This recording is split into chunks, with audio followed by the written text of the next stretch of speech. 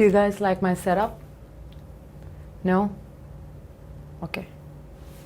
So before we get on to the video, I would like to give a small disclaimer. I am no nutritionist or fitness expert. These are just a few tips that help me stay motivated throughout the whole process, and it will help you as well. And if you're not looking to lose any weight or make any change to your body, that's totally fine. People have gained a lot of weight over the quarantine from bad food choices, and this video is for them. So let's get on with the video.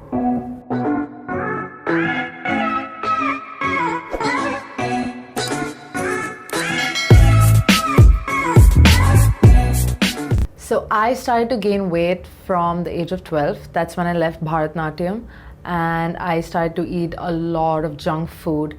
Every day after school I would eat an entire bag of chips. Every other day I would order in pizzas, burgers, noodles, you name it. And that rapidly started increasing my weight. A lot of people said a lot of things. I was fat shamed. I was asked to do some kind of physical activity, and that never deterred me from what I was already doing. I did try to diet once or twice in between, like for a week or a month tops. It never worked. I failed miserably. It wasn't until 11 years later, it was at the end of last year, when I looked at the scale and I saw 73 kgs. That's when I realized I had to make some kind of change in my lifestyle. Not only because it was affecting my self-esteem and making me insecure, but also because I was always lethargic. I was sleeping more than I should, and even if I ran for a minute, I would start panting heavily as if I just ran a marathon, and that is not a good sign. One thing that really helped me stay motivated and maintain this whole process was the fact that I did not diet. I just switched to healthier alternatives and made my portion size smaller. So I know you guys would want to see a before and after, so I will insert a clip from 5 months ago, which was supposed to be a YouTube video, but I'm never putting it up because it's extremely cringy and I'm extremely awkward. So you guys just watch it. Welcome to my YouTube channel. My name is Pim, and I'm going to talk about eyeshadow palettes today. My top 5, like the best eyeshadow palettes and the 5 worst eyeshadow palettes. And I'm going to start off with the worst ones because I want them to get out of the way. And I don't think I should be needing to do that when you're paying that much of money. I mean, these are pretty expensive palettes.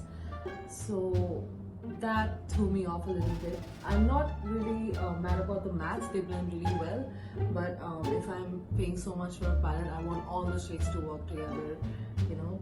So yeah, that was me from 5 months ago. So I mentioned how I decrease my portion size. Usually we eat from a plate like this. This is a standard plate, but I switched to this. I know it looks pretty tragic next to each other, but these kind of plates trick your brain into thinking that you're eating from the regular plate, and you end up eating a lot less, but you're still full. I also switched my cutlery. I started using small spoons or chopstick, and this is basically the same concept. You eat smaller mouthfuls, but you still feel full.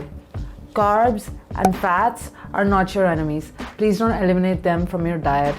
You just need to know the difference between good carbs, good fats, and bad carbs and bad fats. I'm not going to get too much into that, but I will talk about complex carbs. If you have an endomorphic body like me, which means you have slow metabolism and you gain weight easily, you need to consume more of complex carbs. Complex carbs basically consist of things like oats, ragi, millets, and simple carbs would be your rice, flour, or maida. Complex carbs are a great option for those who are looking to shed some weight because they have a lot of dietary fiber in them and they take a longer time to digest, which means you stay fuller longer.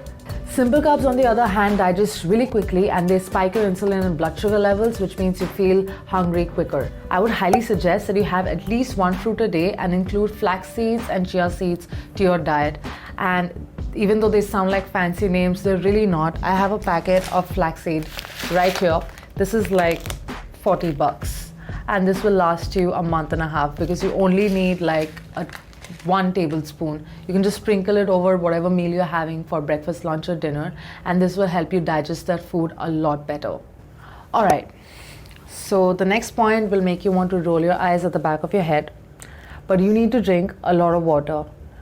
I know how you feel. I would only drink water when I'd feel thirsty, and I thought that's the only reason why anyone should drink water at all. But turns out drinking 3 liters of water a day can improve your digestion by a lot. And why I keep talking about digestion is because when you have a body like mine, I have an endomorphic body, which means I tend to gain weight easily and I have a really, really slow metabolism. Drinking a lot of water actually speeds up your metabolism, so you need to do that. You need to drink a lot of water. And another reason is sometimes we mistake dehydration with hunger. Our brain does not tell us the difference, and even though we have eaten an entire meal, literally a few minutes later we feel like eating again, and that would probably be dehydration, but we mistake it for hunger. So I would suggest that if you've already eaten a meal and within an hour or two, if you're already feeling a little peckish, I would suggest you drink an entire glass of water and see how you feel after that. If you're still hungry, then maybe you can grab a snack, but if you're not, then you were just dehydrated. Okay, so the next one will be just as generic, but I know more than anyone that exercising is not easy.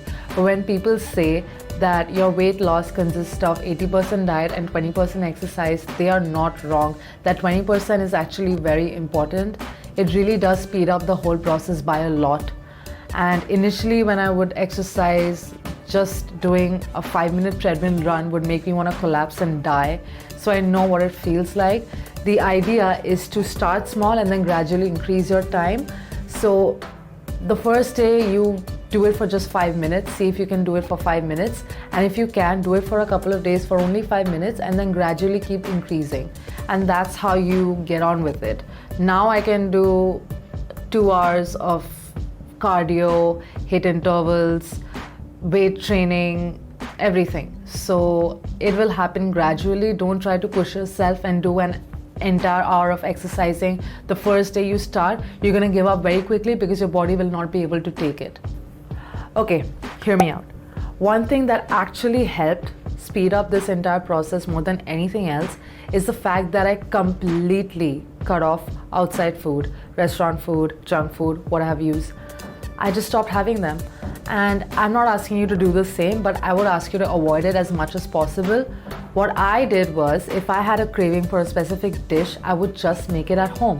If I wanted pizza, I would make it at home. If I wanted McDonald's, I'd make a burger at home. If I wanted Italian, I'd make pasta at home. It's just better. It's a healthier alternative. The reason for this is that you know what is going into that dish that you're making at home. You don't know what they're putting in the restaurants or the outlets or whatever. They could be adding a ton of refined salt. They could be adding MSG or Ajinomoto.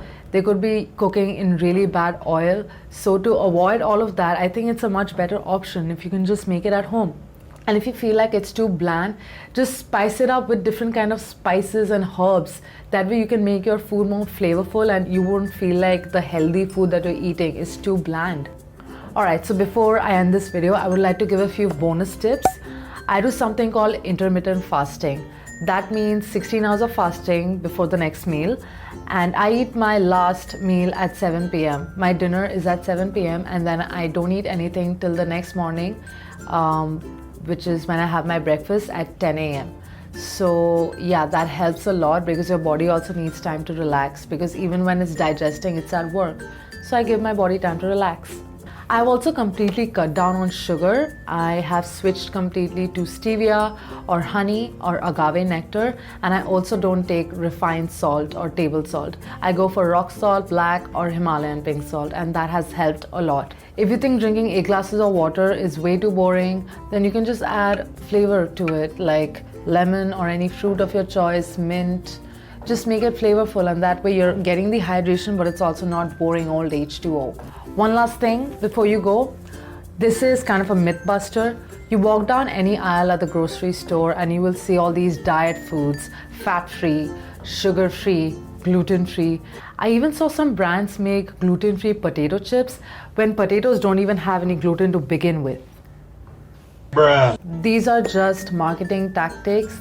They just switch the fat, the sugar and whatever that they're trying to get rid of with something that's even worse and artificially made that will actually prolong your sugar craving or your fat cravings. So please don't fall for these marketing tactics. Don't go for these diet foods. Just go for a healthier alternative. Use spices to make it more flavorful and you will be fine. So I hope you enjoyed this video and it helps you in some way. And if you're like, Pim, we already knew all this, you just wasted our time, then I'm sorry. I thought there are oblivious people like me out there as well. I didn't know all of you are so smart, okay?